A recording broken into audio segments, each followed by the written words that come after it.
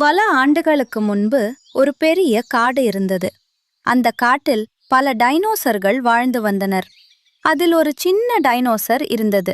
அதன் பெயர் டினு. டினு மிகவும் நல்ல மனசு கொண்டது. ஆனால் அது கொஞ்சம் பயந்து போகும் பழக்கம் உடையது. ஒரு நாள் டினு தனது நண்பர்களுடன் விளையாடிக் கொண்டிருந்தது. அப்போது ஒரு சின்ன முயல் குரல் கேட்டது. உதவி, உதவி என்று முயல் அழைத்தது. டினு பார்த்தது. முயல் ஒரு பெரிய கல்லின் பின்னால் சிக்கிக் கொண்டிருந்தது.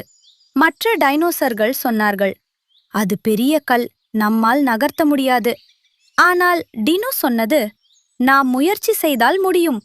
டினு தன் சக்தியால் கல்லை மெதுவாக தள்ளத் தொடங்கியது. மற்ற நண்பர்களும் வந்து உதவினர்.